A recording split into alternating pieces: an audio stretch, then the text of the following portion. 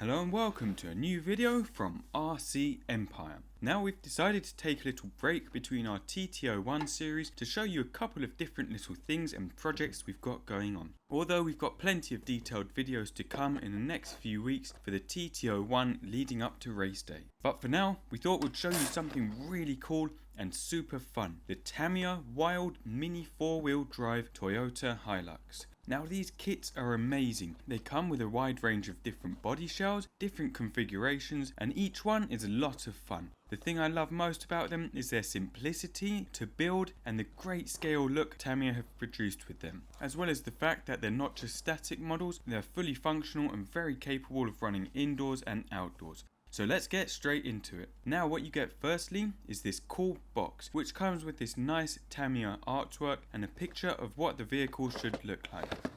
If we open up the box, you can see just how simple the kit is. And what's great is that most of the kits come with everything you need to build the model and just require batteries. So you get your motors, gears, and your grease, and you very rarely need any tools other than a good set of pliers to cut the parts off the trees. But that's it, and that's why these kits also make such cool presents, and they're very inexpensive as well. You can see in the box we have our wheels, tires, parts trees,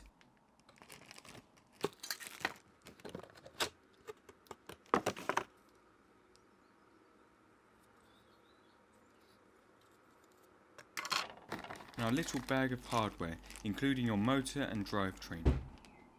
We've also got a few warnings from Tamiya on how to play safely. And the final piece of the kit, and the hardest part to do, the stickers. And finally, the instructions, which again are super simple and only a couple of pages long. You can probably finish one of these in an evening or around an hour. So with that out of the way, let's start building. Now the manual says to do the body first, but we're going to leave the body till last because we will be spraying it and we want to keep it nice and clean in its packet. You don't have to paint it at all, and the bodies come in the same colour as the car should be, but it does look a lot better and more scaled when it's painted. So we'll do this with the airbrush in the next episode. As mentioned, you will also need a good set of sharp, precise pliers, preferably with a flat side to get nice and flush against the plastic. You can twist it off, but you might damage the parts and you'll leave bits of plastic still attached, which you could always file off later. So if we remove the chassis,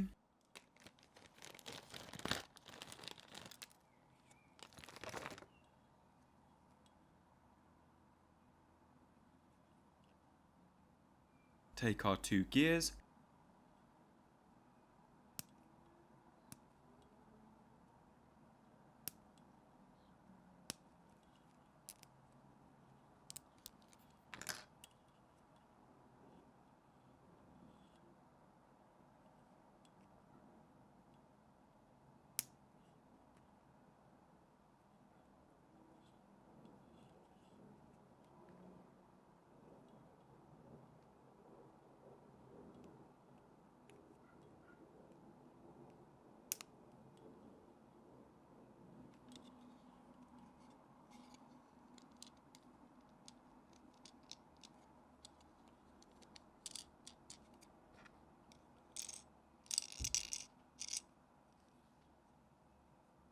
and your spur gear, making sure you cut away any excess plastic.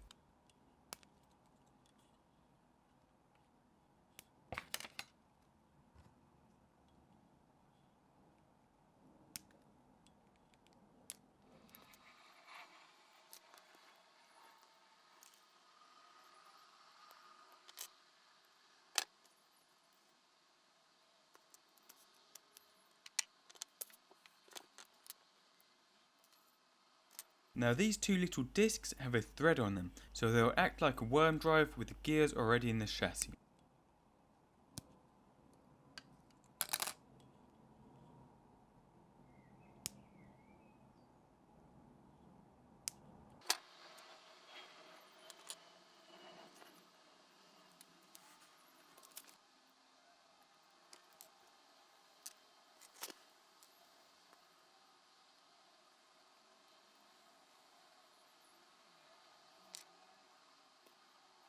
Then take the center shaft and assemble it as instructed in the manual, making sure that everything fits and sits in nicely.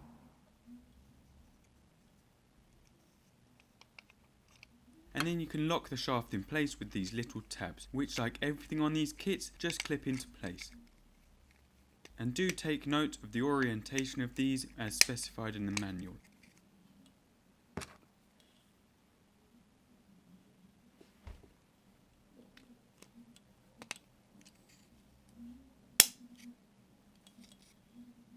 And with that done, you can now see, as you spin the spur gear, the two drive shaft gears turn as well.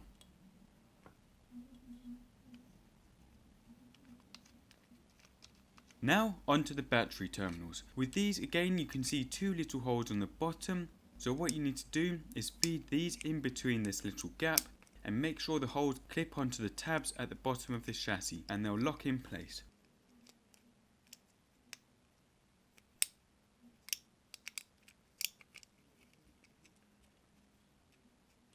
And it's as easy as that. No soldering, no heat shrink needed or bending anything into shape. With that done, we can move on to the motor. So if we pull off our pinion gear, and again make sure to remove any excess plastic.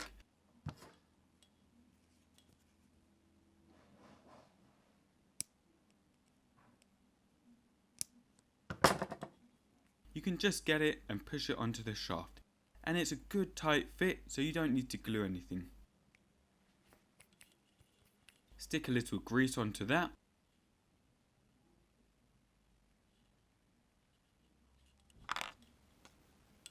And pop it into the chassis, locking it into place with this clamp.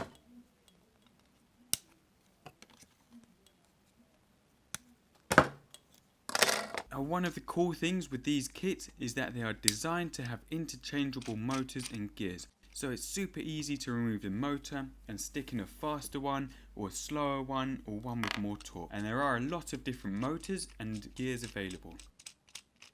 Now the final piece of the power system is this little tab that fits on the back, and again it's already bent into shape, so you can just slide it into position.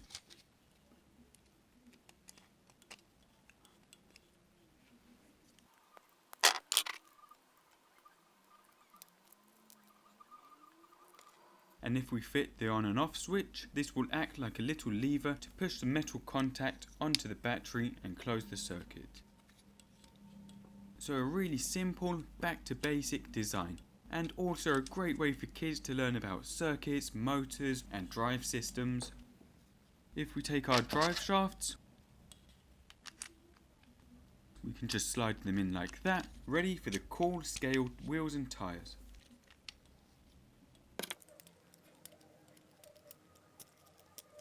Now, if we cut the tyres off, we normally cut these off instead of pulling them, as you might pull too much off the tyre.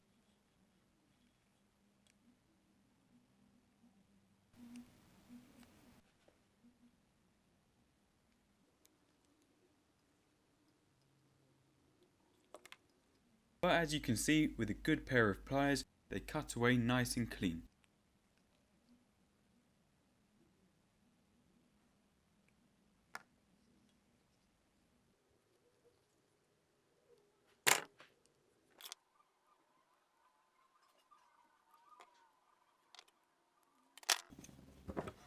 And the same with the wheels.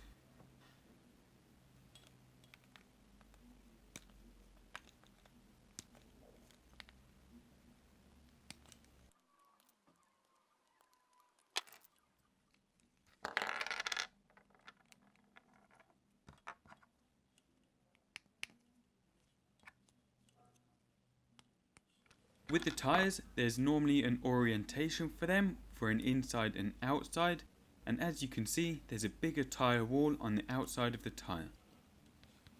So just take it and slide it over the wheel, making sure they're straight and they sit nicely.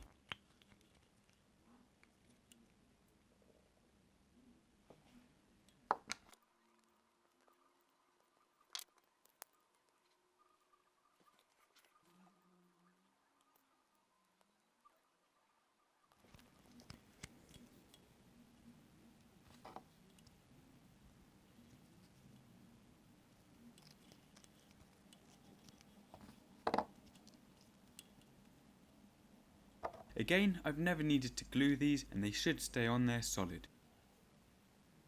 Then you can just take the wheels and push them onto the shaft.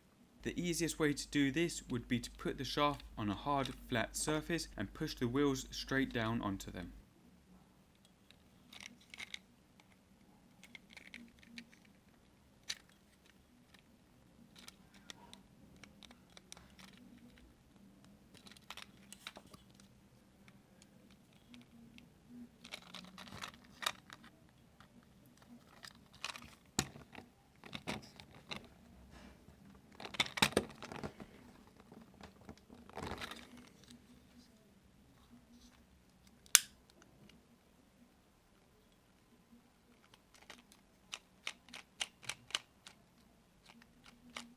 Now one thing to note is that some of the parts are very efficiently designed onto the trees and actually form part of the tree. So don't throw away anything unless you're definite you've finished with it. As you can see, this part here is actually the bumper.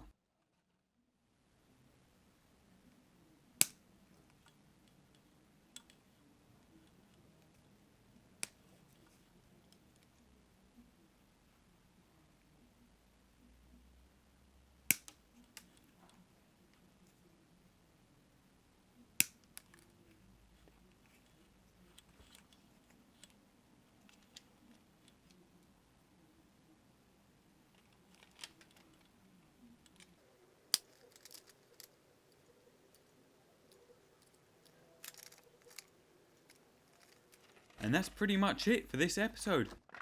Now in the next episode we will be taking the body, giving it a quick spray, putting on the tinted windows and stickers and mating it to the chassis, which is super easy. And we will of course be taking a look at this cool model running for the first time outdoors. So I hope you've enjoyed this little mini build. Thank you for watching and see you soon.